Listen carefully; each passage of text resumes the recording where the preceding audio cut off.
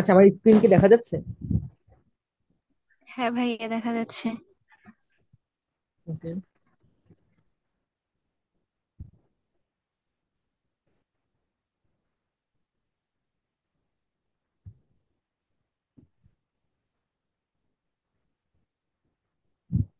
আচ্ছা। আহ আচ্ছা, তোমরা হচ্ছে একটা বইয়ের ফাঁকা জায়গা বাইর করো, বা একটা হচ্ছে খাতা নাও। ঠিক আছে, এখানে একটু কঠিন করে লিখে আমি একদম সহজ করে লিখে দিয়ে দিছি। যেহেতু এটি সিকিউর জন্য ইম্পর্টেন্ট, কিভাবে হচ্ছে তোমরা সিকিউতে লিখবা। ঠিক আছে, জাস্ট একটা ফ্লো মানে আহ, তিন চারটে লাইন বলে দেবো, তাহলে দুইটা লিখতে পারবা। হ্যাঁ, যত তাড়াতাড়ি পারো হচ্ছে একটা খাতা নাও বা বইয়ের একটা ছোট্ট খালি পেজ বের করো। এখানে সাপোজ যেখানে যদি জায়গা থাকে এখানেও লিখতে পারো। বইয়ের আশেপাশে কোনো জায়গা থাকলে লিখতে পারো, অথবা একটা খাতা নাও, আমি বলতেছি। ঠিক আছে, নিচে সবাই খাতা জায়গা বের করছো? জি ভাইয়া। ওকে, তো শোনো। আচ্ছা, প্রথম লিখো শ্বাস গ্রহণ। শ্বাস গ্রহণ লিখে দুটো কোটেশন দাও। আচ্ছা, এখন লিখো, এই পর্যায়ে ডায়াফ্রাম বা মধ্যচ্ছদা সংকুচিত হয়ে নিচের দিকে নামে। এই পর্যায়ে ডায়াফ্রাম বা মধ্যচ্ছদা সংকুচিত হয়ে নিচের দিকে নামে।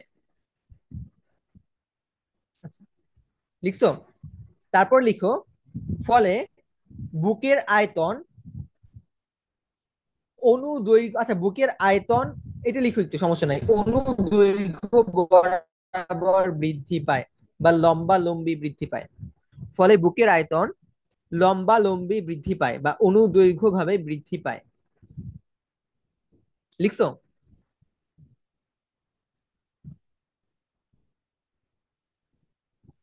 ভাই আরেকবার বলেন। আচ্ছা, এই পর্যায়ে মধ্যচ্ছদা সংকুচিত হয়ে নিচের দিকে নামে। ফলে বুকের আয়তন বুকের আয়তন লম্বালম্বি বা অনুদৈর্ঘ্য ভাবে বৃদ্ধি পায়।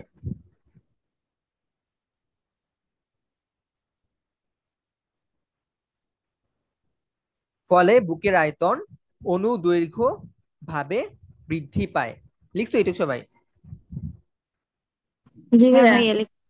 ওকে, এখন লিখো পরশুকা বা, আচ্ছা পরশুকাই লিখো। পরশুকা গুলো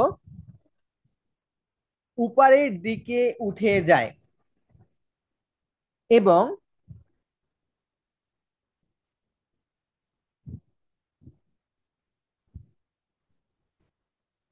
জি ভাইয়া, তারপরে? আচ্ছা, শোনো শোনো, এভাবে লিখলে ভালো হয় যে ইন্টারকোস্টাল পেশির সংকোচনের ফলে পরশুকাগুলো উপরের দিকে উঠে যায়। হ্যাঁ, মানে পরশুকাগুলা বা ওই যে বুকের খাঁচা, ওইটা কেন উপরের দিকে উঠে, তার কারণ হচ্ছে ওই যে ইন্টারকোস্টাল পেশি, ওই দুইটা যে খাঁচার মধ্যে যে পেশিগুলো থাকে সেগুলো সংকোচনের ফলে। তো এটা একটু লিখো যে ইন্টারকোস্টাল পেশির সংকোচনের ফলে পরশুকাগুলা উপরে উঠে যায়। আবার বলতেছি, ইন্টারকোস্টাল পেশির সংকোচনের ফলে পরশুগুলো উপরে উঠে যায়। ফলে বক্ষগহ্বরের আয়তন আরো বৃদ্ধি পায়। ফলে বক্ষগহ্বরের আয়তন বা বুকের আয়তন আরো বৃদ্ধি পায়। ইন্টারকোস্টাল পেশির সংকোচনের ফলে পরশুকা উপরের দিকে উঠে যায়। ফলে বুকের আয়তন আরো বৃদ্ধি পায়। লিখছো এটা সবাই? জি হ্যাঁ ভাইয়া, লিখছি। আচ্ছা, ওকে। এখন তাহলে কি হয়, এখন হচ্ছে মজার ব্যাপারটা। তাহলে এখন কেন বাতাস ঢুকবে? সিম্পল কথা, এই যে বুকের আয়তন যে বাড়ছে, তাহলে আমাদের সব দিক থেকে কি হলো, বুকের আয়তন বাড়লো। হ্যাঁ। আচ্ছা, এই যে এখানে লিখছে দেখছো, এই যে এত দেখো সামগ্রিক ভাবে আয়তন বৃদ্ধি পায়। কি লিখলো এখানে? সামগ্রিক ভাবে আয়তন। হ্যাঁ, সামগ্রিক ভাবে আয়তন বৃদ্ধি পায়। ঠিক আছে, আচ্ছা বুকের আয়তন বৃদ্ধি পেলে কি হবে? বুকের আয়তন বৃদ্ধি পেলে,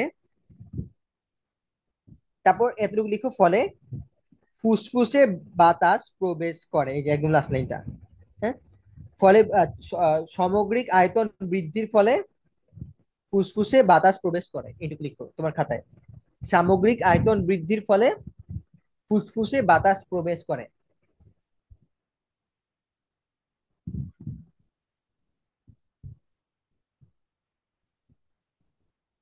আচ্ছা, সামগ্রিক আয়তন বৃদ্ধির ফলে ফুসফুসে বাতাস প্রবেশ করে। শেষ।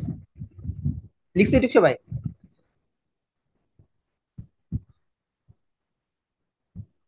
জি ভাইয়া। জি ভাইয়া। ওকে, শেষ।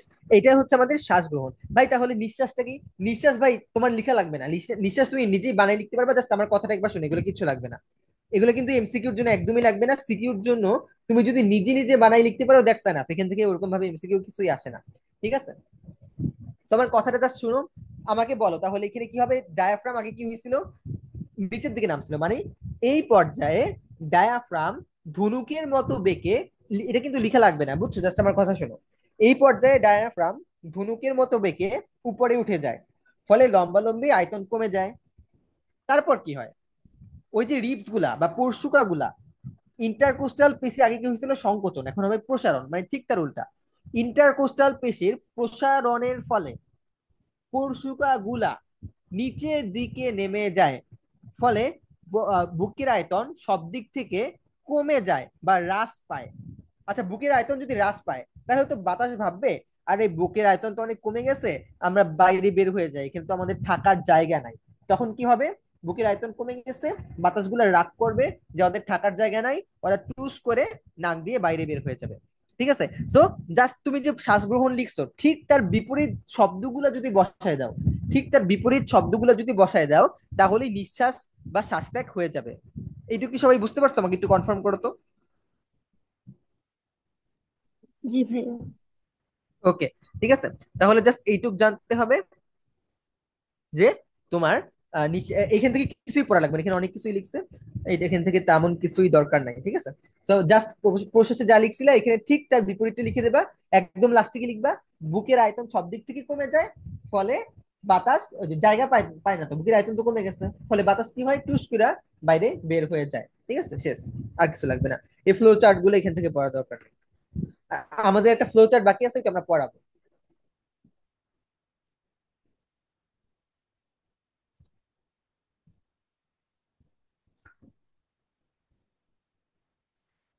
এখানে আর কি ওগুলোই দেখাইছে, নিঃশ্বাস প্রশ্বাস কার্যক্রম। আচ্ছা, এইটা ইম্পর্টেন্ট ভাই, এইটা সবাই এই ছকটা একটু খেয়াল করো। আচ্ছা দেখো, একজন পূর্ণবয়স্ক সুস্থ মানুষের বিশ্রামকালে প্রতি মিনিটে কতবার শ্বাসক্রিয়া হয়? 14 থেকে 18 বার। হ্যাঁ, এবং নবজাতকে প্রতি মিনিটে কয়বার হয়? 40 বার। হ্যাঁ, মানে তুমি কয়বার শ্বাস গ্রহণ করবা এবং কয়বার শ্বাস ত্যাগ করবা 1 মিনিটে। ঠিক আছে, 1 মিনিটে মানে তুমি আমি পূর্ণবয়স্ক মানুষ করে 14 থেকে 18 বার, কিন্তু সাধারণ একটা শিশু করে 40 বার। এবং এইটা জাস্ট একবার ডেন্টালে না, অসংখ্য, মিনিমাম এটা 3 বার মেডিকেলে কোশ্চেন আসছে। মিনিমাম 3 বার, এই যে 14 থেকে 18 এই ইনফরমেশনটা, এবং 40 বার এই ইনফরমেশনটা। ঠিক আছে, যে 1 মিনিটে বা প্রতি মিনিটে শ্বাসক্রিয়া কয়বার হয় বা কয়বার শ্বাস গ্রহণ ও ত্যাগ করে। সিম্পল কথা, যদি অ্যাডাল্ট হয়, পূর্ণবয়স্ক হয় 14 থেকে 18, যদি শিশু হয় তাহলে 40। ঠিক আছে। আচ্ছা, প্রশ্বাস আর নিঃশ্বাস কার্যক্রম, এইটাতে এই চ্যাপ্টারের জিনিস না, মেডিকেল লিখে রাখলে এটা জাস্ট একবার রিডিং করতে পারো, নট সো ইম্পর্টেন্ট। হ্যাঁ, নিঃশ্বাস আর প্রশ্বাসের মধ্যে যে পার্থক্যটা, এটা একবার রিডিং করতে পারো, খুব বেশি ইম্পর্টেন্স না। আচ্ছা, এখন আমাদের নেক্সট টপিক হচ্ছে প্রশ্বাস ও নিঃশ্বাস কার্যক্রম নিয়ন্ত্রণ। এটা আমি আজকে পড়াবো না, এটা নেক্সট ক্লাসে পড়াবো। তোমরা চলে আসো হচ্ছে এখানে, একটু আসো। শ্বসন অঙ্গে প্রতিবর্তী ক্রিয়া, এখানে আসছো। শ্বসন অঙ্গে প্রতিবর্তী ক্রিয়া, শ্বসন অঙ্গে প্রতিবর্তী ক্রিয়া। আচ্ছা দেখো, আচ্ছা, আহ, তোমরা এইটা মার্ক করো যে ফুসফুসের স্ফীত ও সংকোচন, ফুসফুসের স্ফীত ও সংকোচনের ফলে যে প্রতিবর্তী ক্রিয়া হয় তাকে আমাদের বলা হইতেছে তাকে আমাদের বলে ক্রিয়া। তো যদি কোয়েশ্চেন আসে ফুসফুসের সংকোচন এবং স্ফীত এর ফলে কোন প্রতিবর্তী ক্রিয়া হয়, অ্যান্সার হচ্ছে হেরিং ব্রয়ার প্রতিবর্তী। আচ্ছা, এগুলো জাস্ট এমসিকিউর জন্য, ঠিক আছে? আমরা জাস্ট কয়েকটা প্রতিবর্তী ক্রিয়ার নাম পড়বো। হ্যাঁ, জাস্ট কয়েকটা প্রতিবর্তী ক্রিয়ার নাম পড়বো ফর এমসিকিউ, গুলো খুব ডিপলি ভাবে খুব বেশি যে ভালো করে বুঝতে হবে এমন কোনো বিষয় এইগুলা না, ঠিক আছে? আচ্ছা, সো এটার নাম হচ্ছে আমাদের হেরি ব্রয়ার প্রতিবর্তী ক্রিয়া। ফুসফুসের সংকোচন ও প্রসারণের ফলে যে প্রতিবর্তী ক্রিয়াটা আমাদের হয়, এটাকে বলা হইতেছে আমাদের হেরি ব্রয়ার প্রতিবর্তী ক্রিয়া। এখন আসো, কোন স্নায়ুর ফলে, দেখো, কোন স্নায়ুর ফলে আমরা হাঁচি দেই, সেটা হচ্ছে অল ফ্যাক্টরি স্নায়ু। এটা মার্ক করো, অল ফ্যাক্টরি স্নায়ুর ফলে হাঁচি সৃষ্টি হয়। যদি কোয়েশ্চেন আসে হাঁচি সৃষ্টি হয় কোন স্নায়ুর মাধ্যমে, আনসার অল ফ্যাক্টরি স্নায়ু।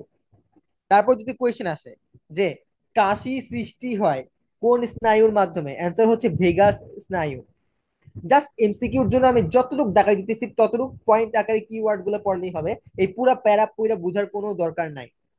কোয়েশ্চেন, স্ফীত ও সংকোচনের ফলে কোন প্রতিবর্তী ক্রিয়া হয়, হেরিং ব্রয়ার প্রতিবর্তী ক্রিয়া। হাঁচি কোন স্নায়ুর ফলে হয়, অলফ্যাক্টরি স্নায়ু। কাশি কোন স্নায়ুর ফলে হয়, ভেগাস স্নায়ু। আচ্ছা, দেন আরেকটা আছে গলবিলীয় বা গ্যাগ প্রতিবর্তী ক্রিয়া। গলবিলীয় বা গ্যাগ প্রতিবর্তী ক্রিয়া এটা কোন স্নায়ুর মাধ্যমে হয়, এটা হয় হচ্ছে আমাদের গ্লসোফ্যারেঞ্জিয়াল স্নায়ু। গলবিলীয় বা গ্যাগ প্রতিবর্তী ক্রিয়া এটা আমাদের কোন স্নায়ুর মাধ্যমে হয়, এটা হয় হচ্ছে আমাদের গ্লসোফ্যারেঞ্জিয়াল স্নায়ুর মাধ্যমে, ঠিক আছে? আচ্ছা, সো এই কয়েকটা ইনফরমেশন তোমার এমসিকিউর জন্য ইম্পর্টেন্ট, এগুলা পড়লেই হবে, এখান থেকে আর কিছু পড়ার দরকার নেই।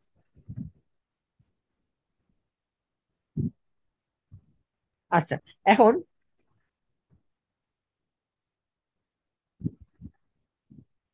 আচ্ছা, এই দেখো এখানে একটা প্যারা দিচ্ছে রাসায়নিক নিয়ন্ত্রণ, ঠিক আছে? এখানে একটা প্যারা দিচ্ছে রাসায়নিক নিয়ন্ত্রণ। এটা কিসের রাসায়নিক নিয়ন্ত্রণ? এটা হচ্ছে আমাদের শ্বাসক্রিয়া, শ্বাসক্রিয়ার রাসায়নিক নিয়ন্ত্রণ। এই জিনিসটা কি? এটা হচ্ছে শ্বাসক্রিয়া কিভাবে নিয়ন্ত্রিত হয়, এটা হচ্ছে শ্বাসক্রিয়ার রাসায়নিক নিয়ন্ত্রণ, ঠিক আছে?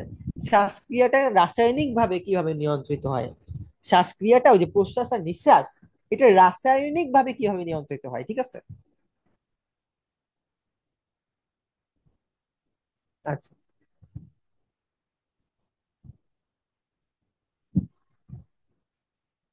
একটা কথা মনে রাখবা, এখান থেকে জাস্ট আমাদের একটা ইনফরমেশন পড়া লাগবে যে শ্বাসক্রিয়া বাড়বে কখন আর কমবে কখন, ঠিক আছে? এখানে আমরা যেগুলো পাবো সেগুলো হচ্ছে শ্বাসক্রিয়া, শ্বাসক্রিয়া বাড়বে। আচ্ছা, শ্বাসক্রিয়া বাড়বে কি কি হলে শ্বাসক্রিয়া বাড়বে, দেখো, রক্তে যদি কার্বন ডাই অক্সাইডের পরিমাণ বৃদ্ধি পায়, রক্তে যদি কার্বন ডাই অক্সাইডের পরিমাণ বৃদ্ধি পায়, বা রক্তে যদি অক্সিজেনের অভাব হয়, অক্সিজেনের অভাব হয়, বা যদি হাইড্রোজেন আয়ন বেশি হয়, হাইড্রোজেন আয়ন আধিক্য হয়, তাহলে কি হবে, শ্বাসক্রিয়াটা বাড়বে। তাহলে এখানে আমাদের কি হবে, শ্বাসক্রিয়াটা বাড়বে। এখানে এর থেকে বেশি এখানে কিচ্ছু পড়ার দরকার নাই, ঠিক আছে?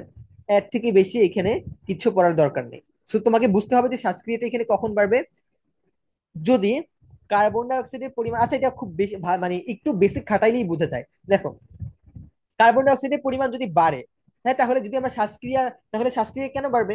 কারণ শ্বাসক্রিয়াটা যদি বাড়ে তাহলে বেশি বেশি শ্বাসক্রিয়া হবে, আর বেশি বেশি যদি শ্বাসক্রিয়া হয় তাহলে কার্বন ডাই অক্সাইডটা কি হবে, দেহের বাইরে বের হয়ে যাবে, তাই না? সো এটাই তো আমরা চাই। প্রবলেম কি? প্রবলেমটা হচ্ছে কার্বন ডাই অক্সাইড বাড়ছে। ভাই, কার্বন ডাই অক্সাইড তো ভালো না, এই জন্য কার্বন ডাই অক্সাইড কে বের করার জন্য আমার বেশি বেশি শ্বাসক্রিয়া হওয়া লাগবে। তো এটাই হইতেছে কার্বন ডাই অক্সাইড বাড়লে। তারপরে হচ্ছে অক্সিজেনের অভাব, তাই না? অক্সিজেনের অভাব হইলেও শ্বাসক্রিয়া বাড়বে। ভাই কেন?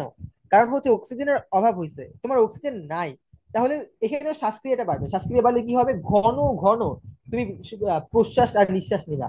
তো ঘন ঘন নিঃশ্বাস আর প্রশ্বাস নিলে কি হবে, ওই যে বেশি বেশি অক্সিজেন ঢুকবে। হ্যাঁ, বেশি বেশি অক্সিজেন ঢুকবে, বেশি বেশি কার্বন ডাই অক্সাইড বের হবে। তো এটাই তোমার লাভ। এই যে কার্বন ডাই অক্সাইড বেশি বেশি কি হবে, কার্বন ডাই অক্সাইডটা বেশি বেশি বের হয়ে যাবে, অক্সিজেনটা বেশি বেশি ঢুকবে, কারণ অক্সিজেনের তো অভাব। অক্সিজেনের অভাব, তাহলে আমার অক্সিজেনটা এখানে লাগবে, তো আমি কি করবো, শ্বাসক্রিয়া বাড়াই দেবো। শ্বাসক্রিয়া বাড়লে কি হবে, অক্সিজেনের অভাব যেটা ছিল, বাইরে থেকে অক্সিজেন প্রবেশ করবে, শ্বাসক্রিয়া বাড়বে। আচ্ছা, এবং হাইড্রোজেন আয়ন কেন, হাইড্রোজেন আয়নের বাড়লে কেন শ্বাসক্রিয়া বাড়বে এটা বোঝার দরকার নেই, এটা মুখস্থ করো, যে হাইড্রোজেন আয়ন বাড়লেও শ্বাসক্রিয়া বাড়বে। তো এই তিনটে কন্ডিশনে তোমাকে যদি এমসিকিউ তে কোয়েশ্চেন আসে, কোন ক্ষেত্রে শ্বাসক্রিয়া বাড়বে, কোন ক্ষেত্রে শ্বাসক্রিয়া বাড়বে, এই তিনটা মনে রাখতে হবে। কার্বন ডাই অক্সাইডের বৃদ্ধি পেলে, অক্সিজেনের অভাব হলে, হাইড্রোজেন আয়ন বৃদ্ধি পেলে। আচ্ছা, এইটুকু কারো কোনো কোয়েশ্চেন আছে যতটুকু পড়াইছি এই পর্যন্ত? না ভাইয়া। ওকে। এবং এখানে যদি আরেকটু পড়তে চাও, তো এই লাইনে আসলে কি লিখছে, যে এই যে আমার কার্বন ডাই অক্সাইড যে বাড়তেছে, অক্সিজেন যে কমতেছে, হ্যাঁ, এগুলো ডিটেক্ট কে করবে বা এগুলো বুঝতে কে পারবে? হ্যাঁ, এগুলো বোঝার জন্য বিভিন্ন ধরনের কেমো রিসেপ্টর থাকে। এগুলো বুঝবে কি, এগুলো তো তুমি বুঝবা না, এগুলো বুঝবে হচ্ছে বিভিন্ন কেমো রিসেপ্টর। এবং এই কেমো রিসেপ্টর গুলো কই থাকে, এই কেমো রিসেপ্টর গুলো হচ্ছে ক্যারোটিক ও অ্যাওর্টিক রক্তনালী, মানে দুইটা রক্তনালীর নাম দিছে এখানে। হ্যাঁ, এটা যখন হ্যাঁ, তো এই যে আমার কার্বন ডাই অক্সাইড বাড়তেছে, অক্সিজেনের অভাব হইতেছে, হাইড্রোজেন আয়ন বৃদ্ধি পাইতেছে, হ্যাঁ, এগুলা কে বুঝবে, তোমার শরীরের কোন অঙ্গটা এগুলা বুঝবে? বুঝবে হচ্ছে কেমো রিসেপ্টর। হ্যাঁ, এবং এই কেমো রিসেপ্টর গুলো কই থাকে, এই কেমো রিসেপ্টর গুলো থাকে হচ্ছে আমাদের রক্তনালী। কোন দুইটি রক্তনালীর মধ্যে? ক্যারোটিক রক্তনালী আর অ্যাওর্টিক রক্তনালীর মধ্যে। ক্যারোটিক রক্তনালী আর অ্যাওর্টিক রক্তনালীর মধ্যে যে রিসেপ্টর গুলা থাকে, ওই রিসেপ্টর হচ্ছে এটা বুঝতে পারে, হ্যাঁ, কার্বন ডাই অক্সাইডের পরিমাণ কমতেছে, অক্সিজেনের অভাব হইতেছে, বা কার্বন ডাই অক্সাইডের পরিমাণ বাড়তেছে। এগুলা হচ্ছে এই কেমোরিসেপ্টর গুলো বুঝতে পারে। এবং কেমোরিসেপ্টর গুলো কই থাকে? কেমোরিসেপ্টর গুলো আমাদের থাকে হচ্ছে রক্ত নালীতে, মানে কোন রক্তনালী, ক্যারোটিক আর অ্যাওর্টিক রক্তনালী। এত কিছু যদি নাও বুঝতে চাও, জাস্ট এইটুকু বুঝো যে শ্বাসক্রিয়া বাড়ে কখন। এতটুকু বুঝলেই তোমাদের এই লেভেলের জন্য এনাফ। শ্বাসক্রিয়া বাড়বে হচ্ছে কার্বন ডাই অক্সাইডের পরিমাণ বাড়লে, অক্সিজেনের অভাব হলে এবং হাইড্রোজেন আয়ন বৃদ্ধি পেলে আমাদের শ্বাসক্রিয়া বাড়বে। হ্যাঁ, বা শ্বাসকেন্দ্রগুলো উদ্দীপ্ত হবে, সেম কথা। শ্বাসক্রিয়া বাড়া বা শ্বাসকেন্দ্র উদ্দীপ্ত হওয়া সেম কথা। আবার বলতেছি, শ্বাসক্রিয়া বাড়া বা শ্বাসকেন্দ্রগুলো উদ্দীপ্ত হওয়া সেম কথা।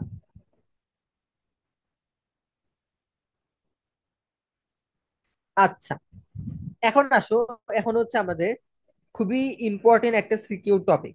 ঠিক আছে, খুবই ইম্পর্টেন্ট একটা সিকিউর টপিক, সেটা হচ্ছে গ্যাসীয় কার্বন ডাই অক্সাইড আর অক্সিজেন পরিবহন।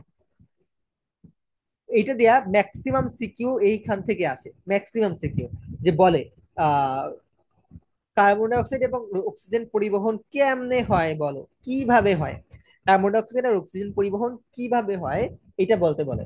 ঠিক আছে, মানে এটা সিকিউতে লিখতে বলে। মজার ব্যাপার হচ্ছে অক্সিজেনটা বেশি আসে না, মানে সিকিউ যদি বলি আমি, সিকিউতে ম্যাক্সিমাম টাইপের কার্বন ডাই অক্সাইড আসে, যে কার্বন ডাই অক্সাইড কিভাবে পরিবাহিত হয় ব্যাখ্যা করো। হ্যাঁ, তো আমরা তাও পড়ি, চলো দুইটাই পড়বো আমরা, কিন্তু এটা লিখে নাও যে কার্বন ডাই অক্সাইড সিকিউর জন্য 5 স্টার, কার্বন ডাই অক্সাইড সিকিউতে বেশি আসে, কার্বন ডাই অক্সাইডের পরিবহন সিকিউতে বেশি আসে।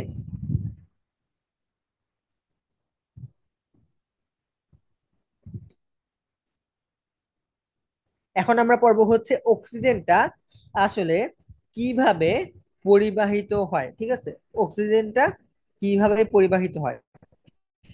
দেখো অক্সিজেন,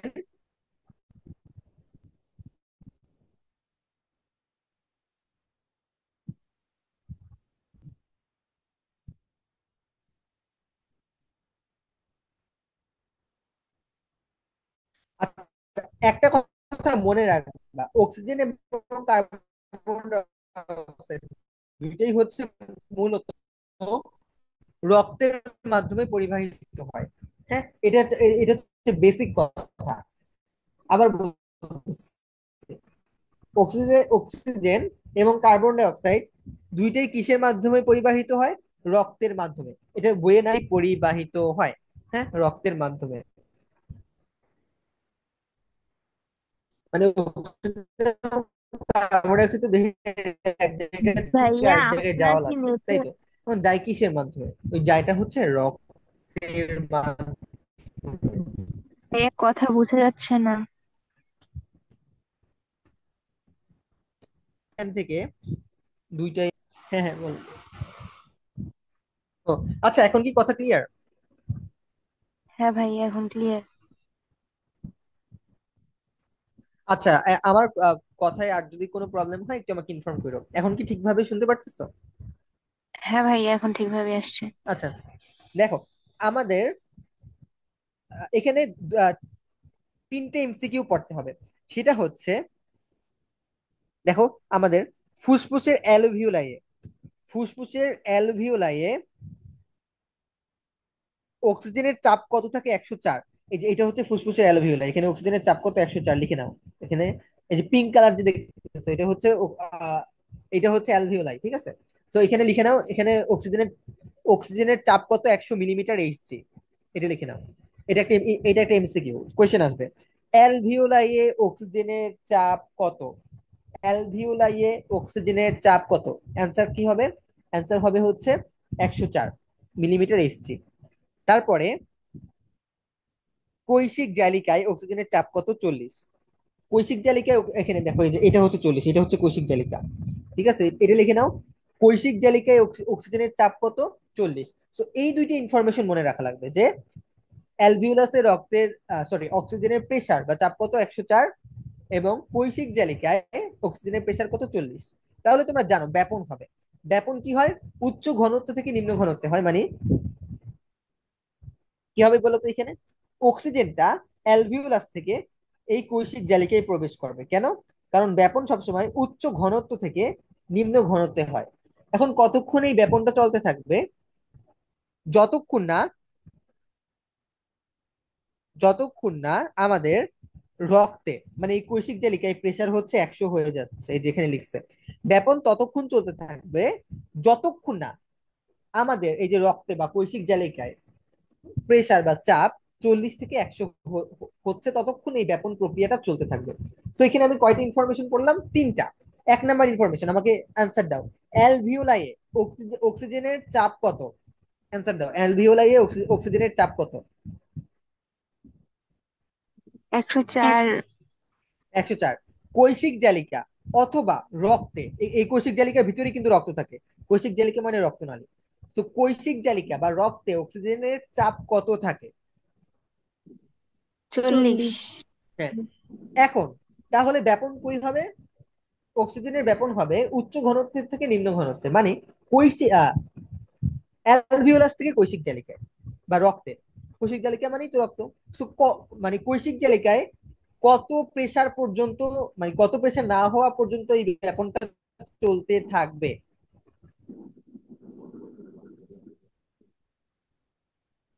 100। হ্যাঁ, 100। গুড। যতক্ষণ না কৈশিক হ্যাঁ। জালিকা বা রক্তে, হ্যাঁ হ্যাঁ, 100, 100 হচ্ছে, ততক্ষণ হচ্ছে আমাদের এই প্রেসারটা চলতে থাকবে, মানে সরি, এই ব্যাপন চলতে থাকবে। তো এই তিনটে ইনফরমেশন, এগুলো কিন্তু বুঝার কিছু নাই। এখান থেকে তোমার এমসিকিউ জাস্ট ওই তিনটাই আসবে। 104, মানে এখান থেকে এমসিকিউ আসার মতো তিনটে জিনিস আসবে, যে 104, 40, 100। ভাই এখান থেকে আর কিচ্ছু বোঝা লাগবে না। 104, 40, 100, এই তিনটে ইনফরমেশন এখান থেকে মনে রাখলেই এনাফ। আবার বলতেছি, 104, 40, 100, এই তিনটে ইনফরমেশন এখান থেকে মনে রাখলেই এনাফ। আচ্ছা, এখন আমরা আজকে শেষ করবো, জাস্ট দুইটা নাম বলবো। যে অক্সিজেন দুই ভাবে পরিবাহিত হয়, দেখো এখানে দুই লিখে নাও। অক্সিজেন কয় ভাবে পরিবাহিত হয়? অক্সিজেন হচ্ছে আমাদের দুই ভাবে। হ্যাঁ, অক্সিজেন হচ্ছে আমাদের দুই ভাবে পরিবাহিত হয়। অক্সিজেন হচ্ছে আমাদের দুই ভাবে পরিবাহিত হয়। একটা হচ্ছে ভৌত দ্রবণ রূপে, এবং আরেকটা হচ্ছে আমাদের রাসায়নিক যৌগ রূপে। একটা ভৌত দ্রবণ রূপে, এবং আরেকটা হচ্ছে আমাদের রাসায়নিক যৌগ রূপে। এই দুইটা হেডলাইন পড়ো, ঠিক আছে? একটা ভৌত দ্রবণ রূপে আর একটা রাসায়নিক যৌগ রূপে। এখন এখান থেকে আমরা আলোচনা করব নেক্সট ক্লাসে যে ভৌত দ্রবণ রূপে এবং রাসায়নিক যৌগ রূপে অক্সিজেনটা কিভাবে পরিবাহিত হয়। আর এইটা জাস্ট জেনে নাও। আর কার্বন ডাই অক্সাইড হচ্ছে তিন ভাবে পরিবাহিত হয়। ওই এই যে কার্বন ডাই অক্সাইড দেখো, আর অক্সিজেন যেমন দুই ভাবে পরিবাহিত হয় বা দুই প্রক্রিয়ায় পরিবাহিত হয়। এই যে আমাদের যে কার্বন ডাই অক্সাইডটা হচ্ছে আমাদের তিন ভাবে বা তিনটা প্রক্রিয়ার মাধ্যমে পরিবাহিত হয়। লিখে নাও ডান পাশে তিন। কার্বন ডাই অক্সাইড হচ্ছে আমাদের তিনটা প্রক্রিয়ার মাধ্যমে পরিবাহিত হয়। আজকে জাস্ট হেডলাইন গুলো একটু দেখো, হেডলাইন গুলো মার্ক করে রাখো। এক নাম্বার হেডলাইন হচ্ছে ভৌত দ্রবণ রূপে। এক নাম্বার হেডলাইন ভৌত দ্রবণ রূপে। দুই নাম্বার হেডলাইন কার্বোমিনো যৌগ রূপে। দুই নাম্বার হেডলাইন কার্বোমিনো যৌগ রূপে। এবং তিন নাম্বার হেডলাইন হচ্ছে 3 নাম্বার হেডলাইন হচ্ছে আমাদের বাই কার্বনেট, দেখো পার্পল কালার দিয়ে কালার করা আছে। 3 নাম্বার হেডলাইন হচ্ছে বাই কার্বনেট যৌগরূপে। সো অক্সিজেন কয় ভাবে পরিবাহিত হয়? 2 ভাবে। কার্বন ডাই অক্সাইড কয় ভাবে পরিবাহিত হয়? 3 ভাবে। সো এগুলোর মেকানিজম বা এগুলোর প্রক্রিয়া আমরা নেক্সট ক্লাসে পড়বো। যতটুকু পড়াইছি সেখানে কোনো কোয়েশ্চেন আছে?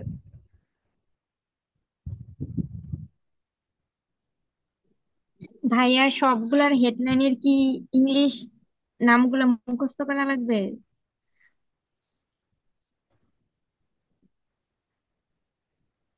আরে দূর না, ইংলিশ নামগুলো মোটেও করার দরকার নাই, জাস্ট বাংলা নামগুলা। ভৌত দ্রবণ রূপে রাসায়নিক আহ, অক্সিজেনের দুইটা, একটা হচ্ছে ভৌত দ্রবণ আর একটা রাসায়নিক যৌগ রূপে। এই দুইটা হেডলাইন পড়বা, এবং অবশ্যই জাস্ট বাংলাটা, ইংলিশ পড়ার কোনো দরকার নাই। আমি হয়তো মার্ক করে ফেলছি দেখে বুঝছো যে ইংলিশ লাগবে, বাট ইংলিশ পড়ার কোনো দরকার নাই, জাস্ট বাংলা। আর কোনো কারো কোনো কোয়েশ্চেন আছে?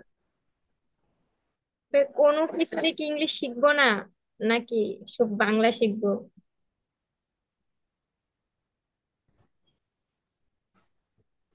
না, এই চ্যাপ্টার, হ্যাঁ এই চ্যাপ্টারে আমি যা যা, আমি চ্যাপ্টারে তেমন তো কোনো ইংলিশ বলি নাই, দরকারও নাই। ওই যে এই চ্যাপ্টার থেকে ওই দুটো শিখলেই হবে, যে ল্যারিংস মানে ষড়যন্ত্র আর ফ্যারিংস মানে গলবিল।